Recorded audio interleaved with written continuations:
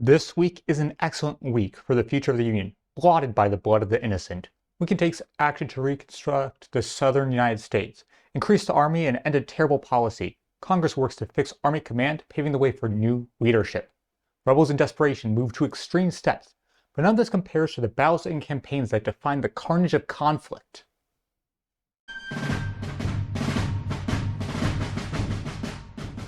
This week's first action is a communication from President Lincoln to General Banks in New Orleans.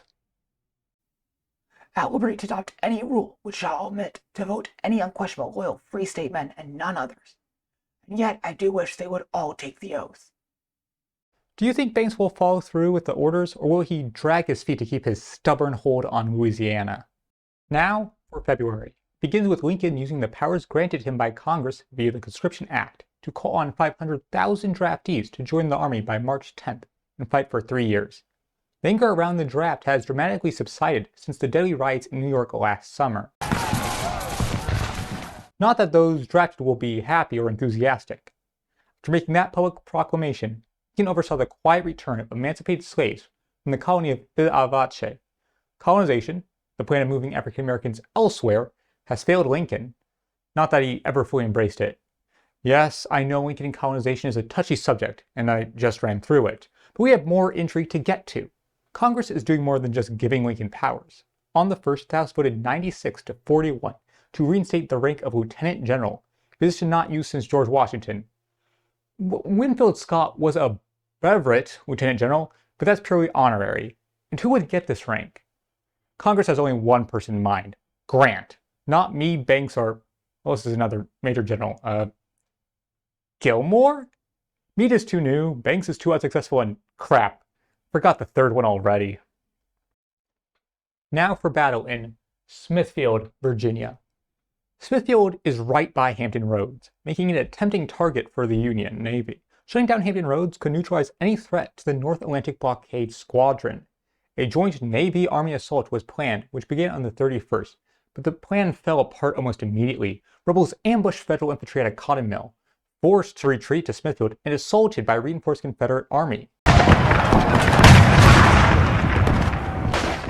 They were about to be rescued by the USS Smith Briggs, when the rebels got a lucky shot on the Briggs, piercing its boiler, forcing it to run aground, allowing for the complete capture of the Union forces. Damn. Now for a battle with some actual depth behind it. July 3rd, 1863, Fields of Gettysburg. General George E. Pickett leads his men in a doomed charge which now bears his name. He had a falling out with General Lee, most likely over his official report of Gettysburg, was sent south to command the Department of Southern Virginia and North Carolina. Pickett sets his eyes on the biggest prize there is: New Bern, North Carolina. It was taken 2 years ago by General Burnside in his North Carolina expedition. It's remained in Union hands. But Pickett has a good chance of taking it. He has his division, General Hoke's Brigade, and 250 Marines under Commander John T. Woods, numbering 15,000 against a single Union brigade under General Innes N. Palmer. Pickett plans for a three-pronged assault. First by General Hook begins the engagement along Bachelor's Creek. His infantry opens fire onto the 132nd New York under Colonel Classen. Federals don't back down, calling for artillery and reinforcements and return fire. The two sides trade volleys, choking the fields with smoke and the creek with blood. Hoke reaches the suburbs of New Bern and waits to see the other Confederate assaults. As the sun sets, Classen decides to fall back to New Bern, allowing for Hoke to advance. Through the fog, Union reinforcements bound for Classen are cut off and captured. He waited a while for the second assault. It didn't do as well.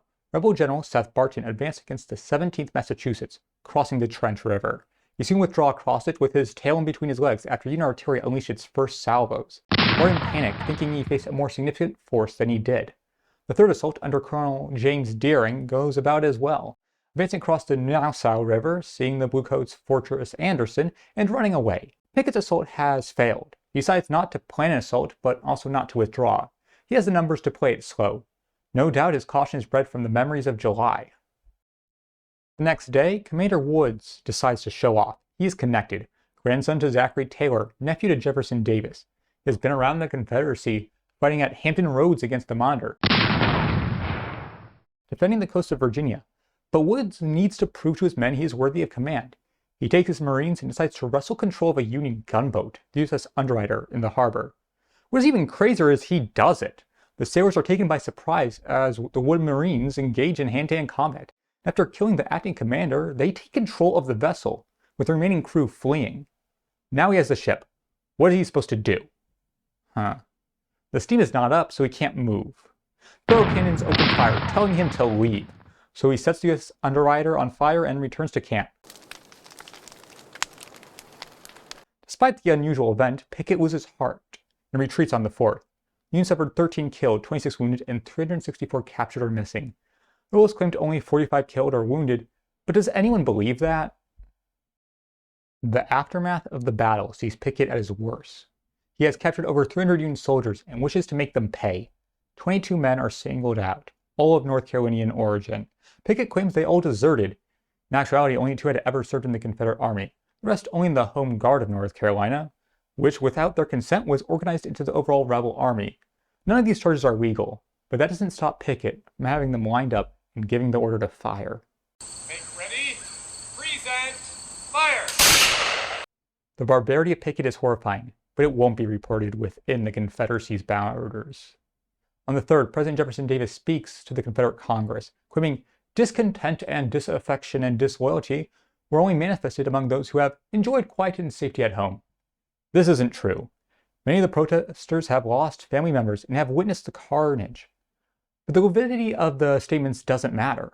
Davis calls for the suspension of habeas corpus, saying it's a sharp remedy, but is necessary to combat spying, desertion, associating with the enemy, and disloyal gatherings and activities. I'm sure he will use it wisely. Now, for the final action this week, we turn to a face I haven't mentioned in a while. Major General William Tecumseh Sherman. After General Grant took over command of the West, he selected Sherman, his longtime ally, to lead the Army of Tennessee. With a possible promotion to Lieutenant General, Sherman could rise even further, but first he needs to prove himself with Army command. His target was to gain glory and prestige by securing the state of Mississippi. The Union has the Mississippi coast, the North, and the capital of Jackson, but with 20,000 rebels spread out across the state, they are far from claiming it all. Going to each small hamlet and fighting a battle is time-consuming. Instead, Sherman plans to destroy the rail infrastructure and starve General Leonidas Polk, rebel commander. Where is he marching? Meriden. Meriden is a small village that was transformed into a railroad center, arsenal, hospital, and headquarters.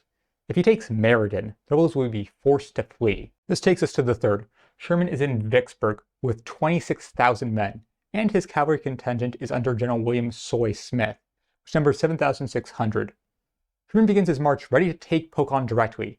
Smith departs, prepared to engage with General Nathan Bedford Forrest. The campaign takes an early victory, with a 3rd naval force rolling down the Yazoo River, with Colonel James Henry Coates taking forts. Rebels hear about a cavalry column, a naval bombardment, and marching, but they have yet to learn where Sherman is. Sickles time! He receives a message from President Lincoln. Could you, without its being inconvenient or disagreeable to yourself, merely take a train to Arkansas for me? Your telegram received this afternoon. I am ready to go at once. Shall I wait here for orders or proceed to Washington? Sickles eagerly awaits a response from the president, and he gets a telegram from the White House. I am pleased to announce to you my entire innocence. All of my friends who know my detestation of disloyal persons will discredit the rumor. You know me too well to believe it. This is obviously from First Lady Mary Todd Lincoln. She has another scandal because she sent flowers to anti-war Congressman Fernando Wood after receiving an invitation to a lavish party. She didn't have Wood over in the White House except for 2 public receptions. But after having her half-sister over, she should know better. Nonetheless, Sickles is still trusted by the Lincoln family. He's in a prime political position. That's where the week ends, with Union victories and Union opportunities. I want to focus on the Meriden campaign. We saw this week 2 coastal battles, Smithfield and New Bern. It has made multiple incursions on forts and ports. These are important, taking prominent economic and military positions. Still, so much territory remains in enemy hands, land that feeds, clothes, and supplies the rebel armies. This campaign will reclaim that land and kick down the support beams of treason.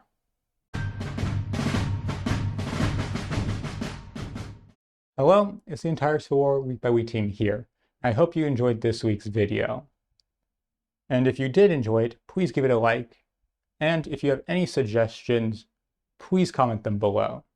I am always looking to improve anything from the set to the editing to, most common, the speeding cadence of my voice. Most of all, I hope to see you next week.